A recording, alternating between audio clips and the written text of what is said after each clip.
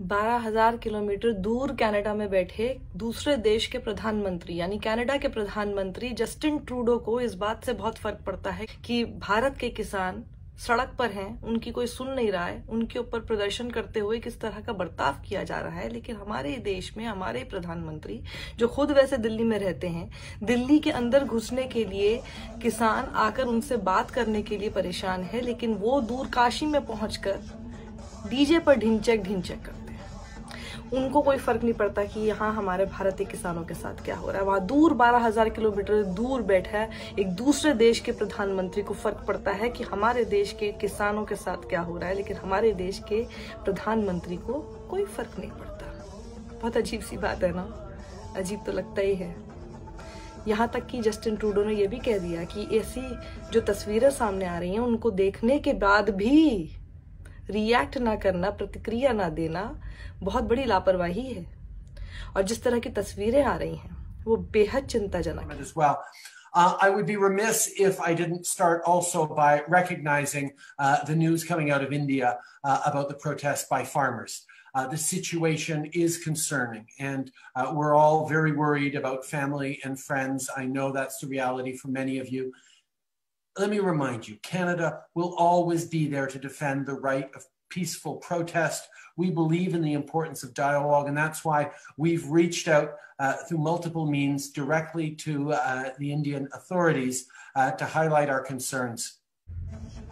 लेकिन हमारे प्रधानमंत्री पूरी तरह से चिंता रहित थे। उन्हें कोई फर्क नहीं पड़ रहा है। फर्क ना उनको पड़ रहा है, ना मीडिया को पड़ रहा है। इसीलिए तो मीडिया के साथ इस तरह का बर्ताव होता है। They rightly deserve it. Modi media जी इन्हां दे सिर ते डंडा जे सच्ची गल्लां दिखा नहीं सकदे।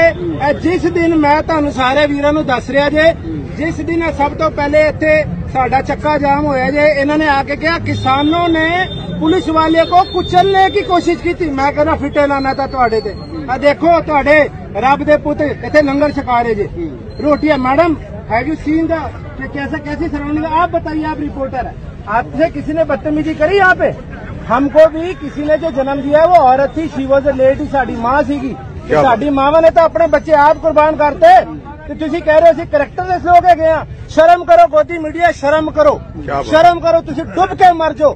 तुसी साडे किसानां दे अंदोलन नू मैं मेरी सारे नू हथ जोड़ के बेनती जे वीरो, तुसी बड़े भोले जे। इन्हां 3 चैनल उच्ची करो भाई, उच्ची करो सारे, इन्हां वीर जी उच्ची करे। इन्हां 3 चैनलों नू इन्हां नू कोई इंटरव्यू ना दियो। और जब कनाडा की तरफ से ये बात सामने आने लग गई, उन्होंने ये कहा कि हम पूरी तरह से समर्थन करते हैं किसी भी तरह के शांतिपूर्ण प्रदर्शन का।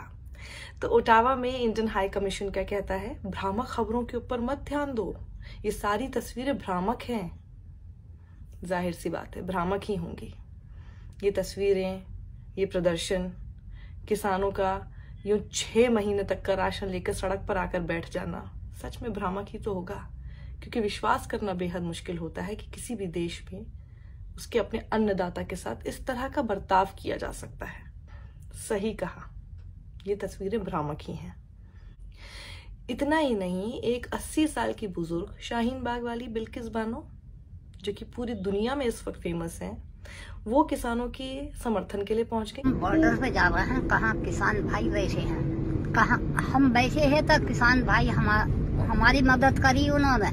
अब हम उनसे बात करने जा रहे हैं। अपनी मांग, जो किसान की मांग है वही हमारी मांग है, और हम भी किसान की बेटी हैं, किसान की बहू है।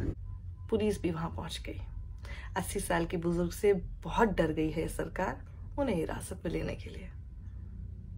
देखिए किस तरह से अपना प्रदर्शन ये लोग कर रहे हैं, लोक गीत गा रहे हैं, एक दूसरे के साथ एकता दिखाने की कोशिश कर रहे हैं, और इनसे डर गई है सरकार।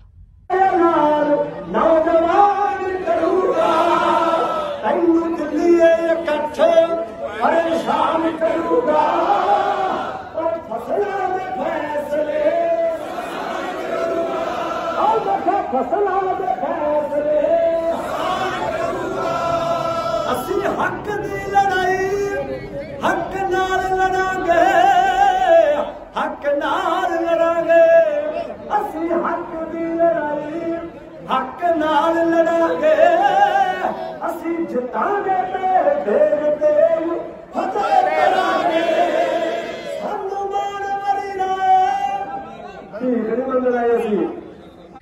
ये वीडियो ज़्यादा से ज़्यादा लोगों के साथ शेयर कीजिए। लोगों के पास जाना ज़रूरी है इस वीडियो का। लाइक और सब्सक्राइब ज़रूर कीजिएगा। लोगों को जगाइए। जब कनाडा का प्रधानमंत्री जग सकता है और हमारे देश के अन्नदाता के लिए बोल सकता है, आप किस लिए बैठे हैं भाई? थोड़ा तो मुंह कभी तो खोल लीजिए।